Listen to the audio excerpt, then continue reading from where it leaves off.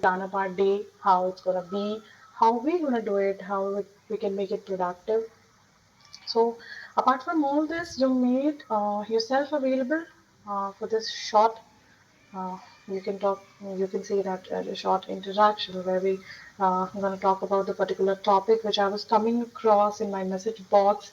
A lot of things I got recently, people talking about whether to go ahead with contract employment, whether not, and a couple of reasons they have mentioned why they are, restricting themselves to be in the current organization, moving ahead with an MNC rather than going with a third party or a startup or a contract. So yes, now yes, there are a lot of factors responsible. Definitely, we're going to talk about it. So first of all, before we start, I would like to introduce myself. That's how I do always in my previous LinkedIn event. I think most of you are familiar with my profile. So my name is Anjali. I hold almost like a decade experience in HR industry with a diverse and multiple areas it has, particularly. If you talk about the domains also, I have worked and familiar with several. So moving forward, I do help people with their career development, resume building, mock interviews, training, soft skill trainings, and all. So let's not take much time and jump on the topic so that we'll get more time to discuss and understand uh, how to deal with this particular offers. Definitely at the end of those minutes, I'll be entertaining a couple of questions will be raised by I think few of or most of you. Let's see. Cool. So earlier in this month, I was going through a session where we were talking about a candidate he got offer. That offer was from completely contract. He was working in an MNC, and the company, the organization who was offering him, it was not a bigger one, not Fortune 500 or something, but a small cap industry definitely. So he was going ahead with that, but the client where he was getting deployed, that was a big firm. So in such case of scenario, when you see that you're gonna sit at the client location, you're gonna get all those benefits what they are having, but the payroll company would be different.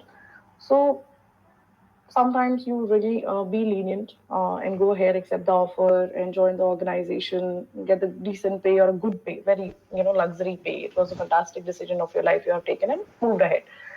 Similarly, there are variety of contract offers. When you come across, or probably most of you has been gone through, or faced such kind of offers in life so far in your career. Uh, it could be fixed time contract. Probably if you have ever heard of FTC, people say that okay, it was a FTC position. It means fixed time contract. So, in this particularly fixed time contract, where an organization has hired a, you can say a third party or a different subcontract or a sub vendor who can actually increase the headhunt or increase the positions or the number of employees on their payroll, and they're going to deploy to the client company for the particular duration, for example a year or 2 or 6 months, even it could be a quarter also. So in this particular scene, you're gonna be a fixed time employee for that particular client on the third party payroll. So that could be one.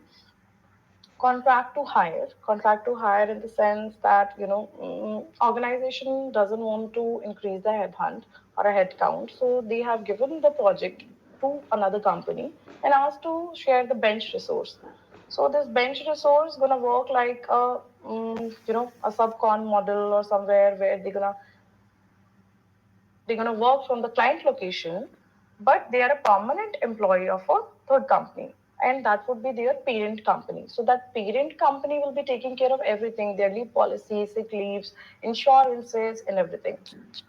Moving ahead, there is a consultant or a freelance contract. So, in consultant or freelance contract, what happens? You will be working as a freelancer. So, now you imagine yourself working as a freelancer. And let's not put it in a consultant way. You'll get confused a bit, I guess. So if you're working for a company as a freelance, so there would not be a fixed time of hour.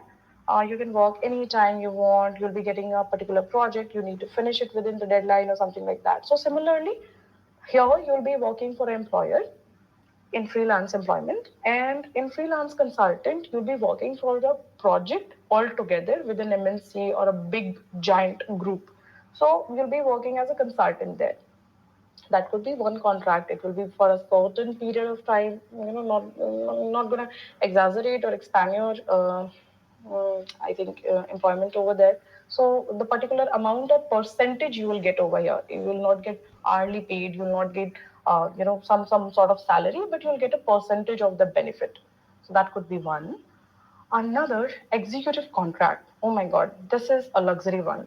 Executive contract mostly, has been offered by GMs, VPs, and all on some sort of level where you have already reached a level and you are going ahead uh, as an advisor or a helping hand, a support function uh, on an executive level. And organization do attract those candidates, quality you can say, a tier one colleges they pass out, or maybe they have done a lot of experience with a good MNC or something like that, and these organizations they do attract with a shares of a company, some of the vehicles, and some luxury bonus you can say. Last but not least comes with a resource outsource. So when an organization do the resource outsource, it's not a contract completely you can say, but they do take the bench resources again from the any vendor or sub vendor of them.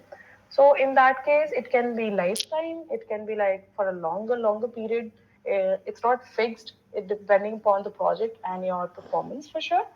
So these are the types of contract employment. So whenever you go through or come across such kind of offer, you talk to your ex-colleagues, your colleagues, your manager, ex-manager, any of the well-wisher who can guide you better. You do explain about the type or nature of contract, what contract has been offered to you. So if you'll be able to describe them well, they'll be able to guide you in this way, and probably seeing your situation, uh, you'll be at the stage of taking the right decision. Because in this contractual employment, it's very tricky to decide whether to go ahead with it or not. It also depends on your age. It also depends on the responsibility you have taken so far on you. Because in most of the cases, if the pay is very good, people do run behind it. If the job security is missing, also they avoid. In some of the scenarios where people are looking for the job security or not a very good high pay, but a lenient, a decent one, so they avoid going with it because they do have a responsibilities where they cannot go blind. So in this particular scenarios, I'll not really suggest you to take an impulsive decision because definitely it's gonna impact your resume. It's gonna impact your career. So in this in this stage, when you reach at some offer, try to negotiate it with a permanent. If you see that any benefit you are getting in terms of salary, in terms of the other benefits, in terms of the company or a deployment, because couple of contract positions has a future of getting converted to a really good companies. For example, their level of interviews are quite less tough in the contract positions, and slightly more tough when they hire for a full time for the same position. For example, if I tell you a scenario where some organization was looking for XYZ position, so the level of interview they have set it for full time, it was really tough. And the contract, they said, it's a contract one. We'll see. Will not continue after a year. So why are we going to put much effort into taking interview? But then that resource started performing very well. They have converted to full time. So if you are really confident on your technical skills, if you see that you are a potential candidate, go ahead with contract without having a second thought. You go ahead, uh, get into system, perform well, and get permanent. I mean, this is another way of cracking interview. So it was a tip So it was a good tips when you are in confusion, or your destiny is not really supporting you with getting into a good organization. Then go ahead with contract without any second thought, because most of the contract positions get converted. So that can be one thing, but yes, you have to be a very good performer. So that is one.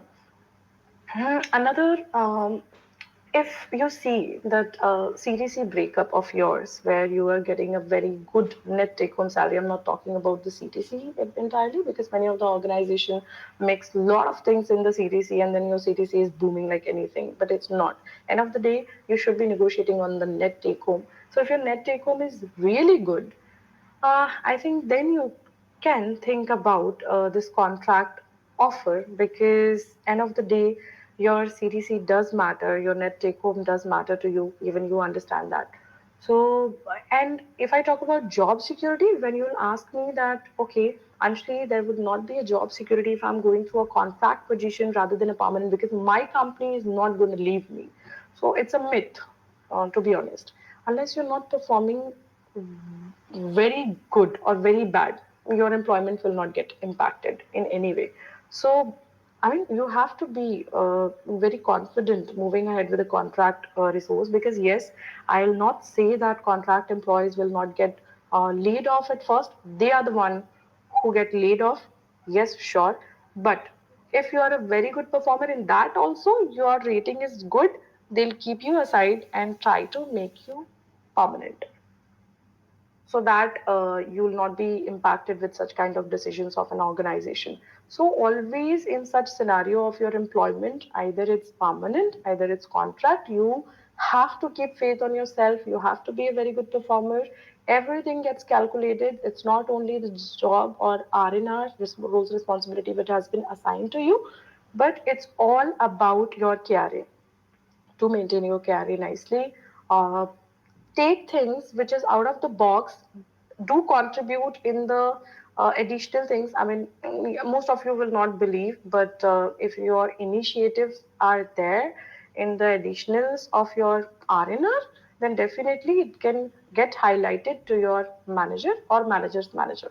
So these things you will not be able to hide for some more time. So do very active, hyperactive at your workplace. If you'll ask me again that I'm not getting paid for those extra work, I do understand. But anyway, you're giving your 9 to 10 hour to an organization. In that 9 to 10 hour, if you'll be able to work on those extra curriculum, then do that. You don't have to do overtime. You don't have to keep your laptop on till 10 o'clock for your work. But yes, if you are making it done in your office hour, that's well and good. For contract, again, jumping on the same topic where we have started, sometimes your leaves policy, your insurance policies will be uh, depending upon your client for sure, because you have to work like them, you have to work according to them.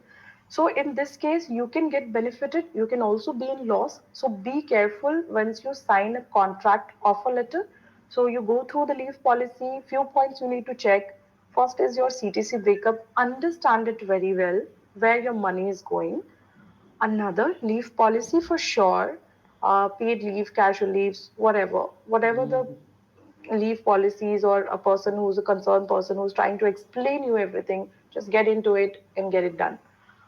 Transportations, relocation benefits, bonuses, assets.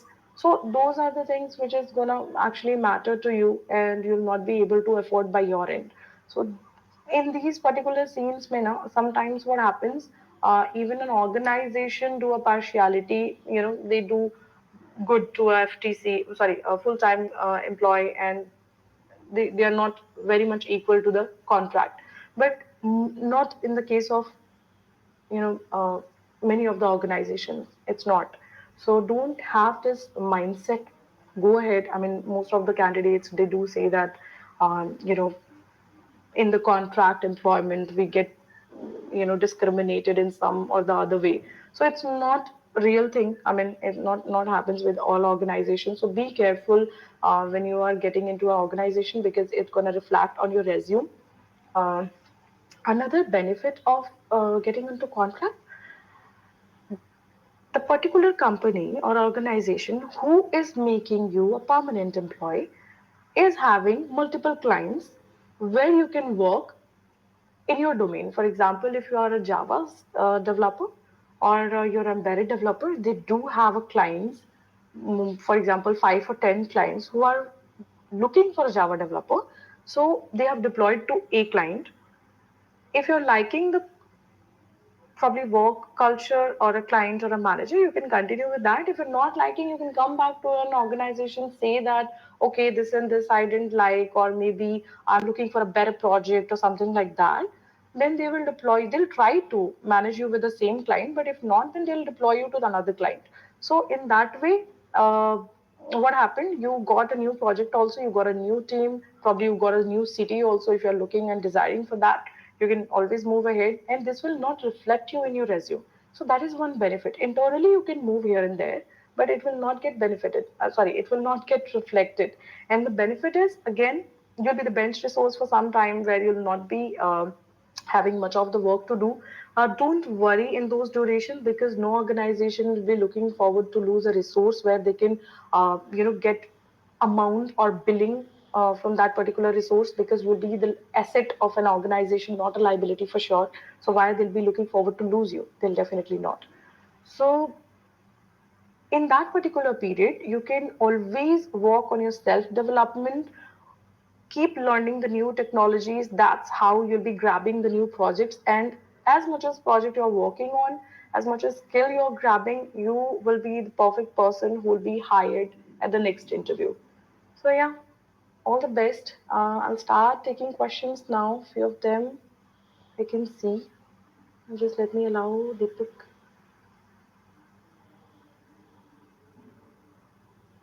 Yes, hi Deepak.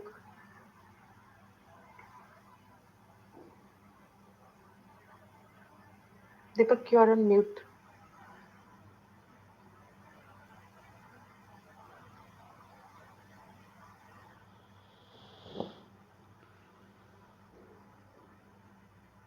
Okay, we are not able to connect with Deepak.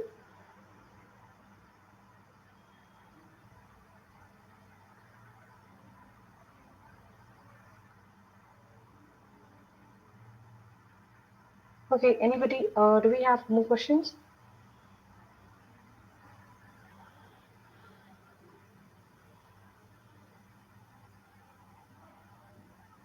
Okay, I think it's time to end the session. Thank you so much again, and do ping me if any confusion or queries you have related to that. At any certain of point you want to discuss, we can definitely get connected to DM, or you can find me in the um, follow section as well. You can write back in the comment section. I'll do revert once I'll go through it. Thank you so much. Have a great evening. Bye.